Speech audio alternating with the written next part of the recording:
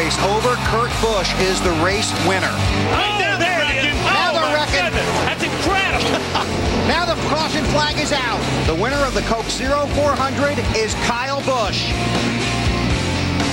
Busch brothers have won the last 3 races. Only the Flock brothers have won 4 in a row. They did it in 1952 and 1955.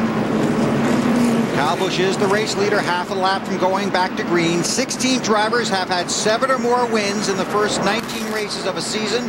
10 of them have raced on to win the championship. Ralph? Well, the 99 of Carl Edwards came down pit road. They put a lot of tape up in between that brake and the splitter at the very front of the nose of the car. And the reason why they did that, as you can see here, they're shoving all that tape up under there. They're trying to cut down on the amount of air that flows through there and pulls that splitter even further down and away. That's where these guys really start to feel things go bad.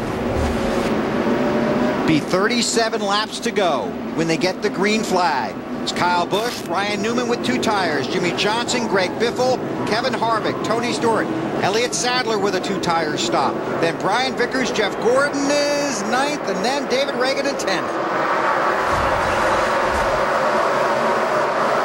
So it's Newman in the 12 with a 2-tire stop. Same for Elliott Sadler in the 19.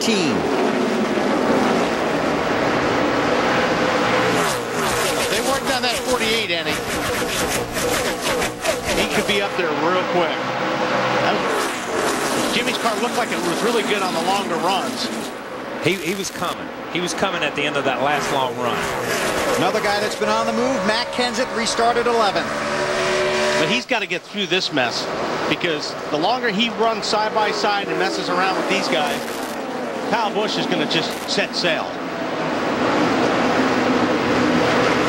You got the 12 and the 28 running side by side, and you know Jimmy Johnson's just chewing on the steering wheel right now, wanting to get around these guys because they're disrupting the air just enough that he can't make a move. And Quapple in that 28 is the first car 1 lap down, Marty. Bill talking about those changes that Jimmy Johnson and Chad Knaus debated about, and they debated for a long time. They decided to leave the car alone, make no changes on that stop, because they thought Jimmy was so good at the end of that run that if he could get through this traffic, this, though, is what they're worried about, being bottled up in lap traffic. Yeah, that'd be a big if. And they're getting killed in lap traffic right now because Kyle Busch has just got to clear a racetrack. And he can run anywhere he wants to. Jimmy's having to position the car to not only go where he wants to, but to counter what the guys in front of him are doing. And Kyle Busch, that last lap was over 2 seconds in front of Jimmy Johnson. So, yeah, he's got to clear this stuff. He gets by 1 car now, the 12 car Newman. This is the last thing the rest of the field wanted to see. Kyle Busch in front, in clean air, unchallenged.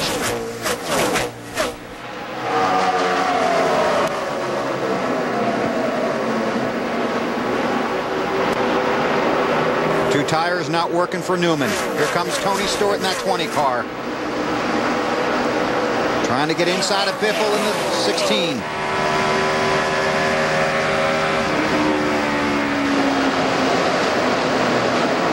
Oh, man. Stewart pushed up the racetrack on that one. Almost clipped Biffle. Look at Sadler charge up. Yeah, well, Tony was he was still saving it coming off of turn 2. They lost a lot of momentum. You see the 19 car Sadler now taking a look at 16. Tony gets it back and just drives back up under the 19 car right there. It's those tires. Yeah. But that makes a big difference right now. And that shows you how much of a momentum. When Tony's momentum loses it, when he loses that little bit of momentum, it kind of just drive in on him. Let's go on board with Tony Stewart.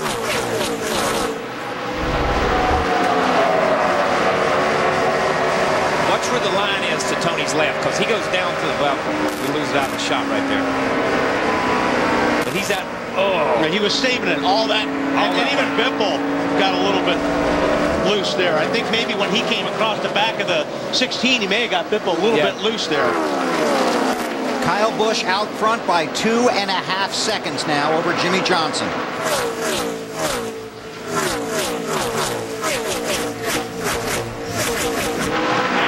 Caution is out, debris turn 3.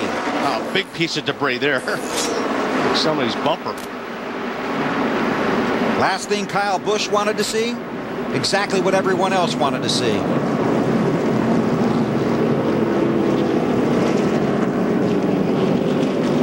right, since the Busch brothers, I got one for you. Since the Busch brothers here are going for the record.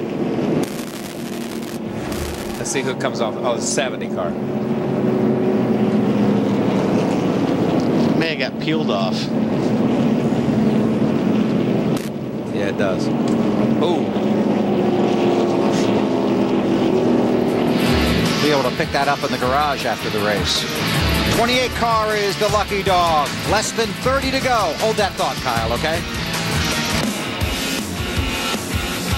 The LifeLock.com 400 on TNT is brought to you by Sprint, proud sponsor of the 2008 NASCAR Sprint Cup Series. Speed is beautiful. By Allstate, are you in good hands? And by Coors Light, it's the coolest thing in the hottest sport. The Coors Light pole position alert on your cell phone. Just text RACE to 42100 to sign up. And here is our Sprint Cup monster moment of the race. And we're going to give it to this debris caution here because this really sets up the charge for the final 27 laps. Because either Kyle Busch is going to overcome this caution, or this caution is going to be one of the keys to somebody catching Kyle Busch. Stay tuned to all of our in-car audio, live radio broadcasts, stats, and more with NASCAR Sprint Cup Mobile, only on the Now Network. Visit sprint.com/speed to find out more. That's good. I think that's a good moment, man. It could change. That is a moment that can change the race for a lot of people, not just for one person, for a lot of people. Kyle Busch was 2.5 seconds in front when the caution came out. He's the race leader. 27 to go at Chicagoland.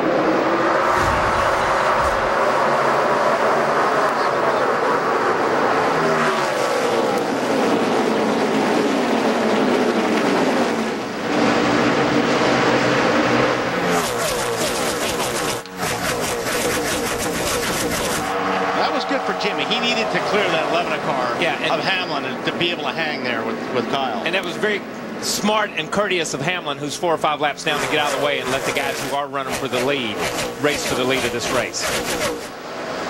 Denny Hamlin had an ignition problem early in the race. And you see him get out of the way of the 29, and that shows maturity there. He's not up there racing with those guys. But it's putting the race in the hands of the 48 and the 18. And the 48 was not in the race before that caution. 25 to go here, man.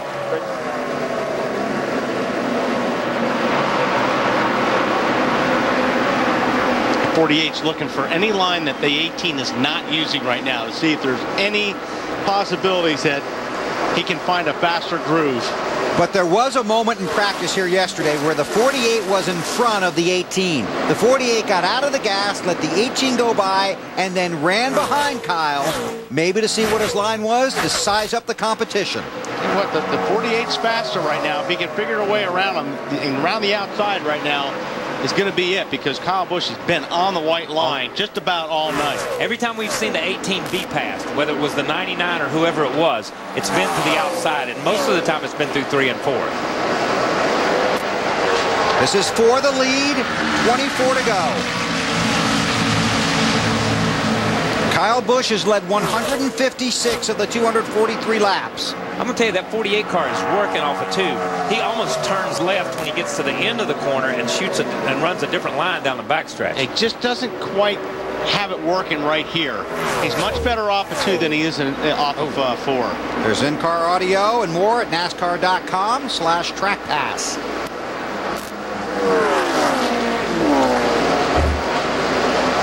He almost diamonds the racetrack. You see him go up and then come back down and get a run down the hill right there off of turn 2. And you can see him gaining right here because he gets such a good run off of 2. The last couple laps, here's where he's struggled a little bit. 43 goes around, doesn't hit anything. Now the caution comes out. Out of 96 bonus. 29 cars on the lead lap. Be inside of 20 to go when we restart.